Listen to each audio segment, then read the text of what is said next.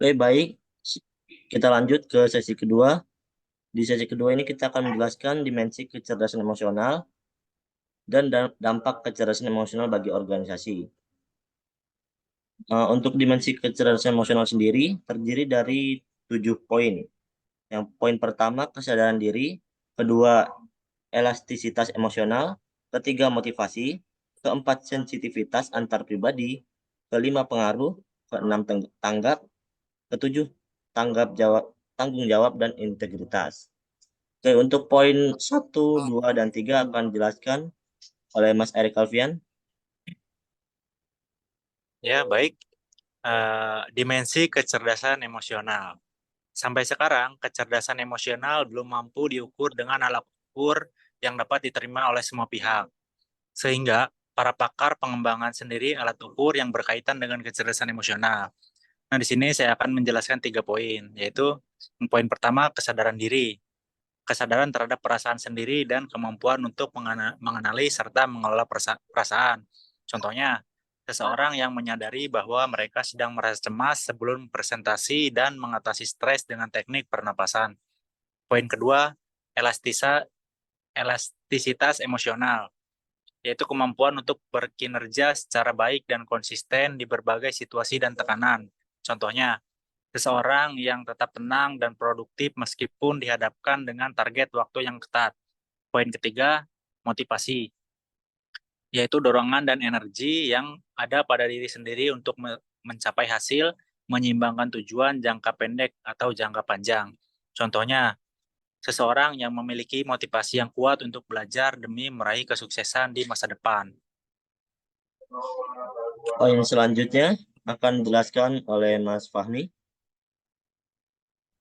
Baik, terima kasih. Langsung saja, sensitivitas antar pribadi, kemampuan untuk merasakan kebutuhan dan perasaan orang lain, serta menggunakan kemampuan itu secara efektif dalam berinteraksi dengan pegawai dalam mengambil keputusan yang mempengaruhi pegawai. Contohnya, seorang manajer yang mampu membaca dan merespon perasaan karyawan dengan empati. Pengaruh, kemampuan untuk membujuk orang lain agar mengubah sudut pandang terhadap suatu masalah, persoalan, atau keputusan. Contohnya, seorang pemimpin proyek yang mampu mempengaruhi timnya untuk mencapai kesepakatan yang menguntungkan. Tanggap, kemampuan untuk menggunakan wawasan dan interaksi untuk sampai pada dan menerapkan keputusan saat dihadapkan dengan informasi yang ambigu atau tidak lengkap.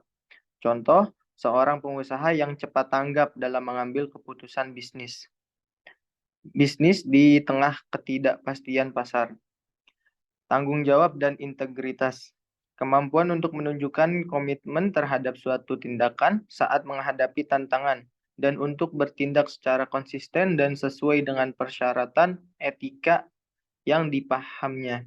Contohnya, seorang pemimpin yang bertindak dengan integritas dan bertanggung jawab meskipun dihadapkan pada tekanan eksternal.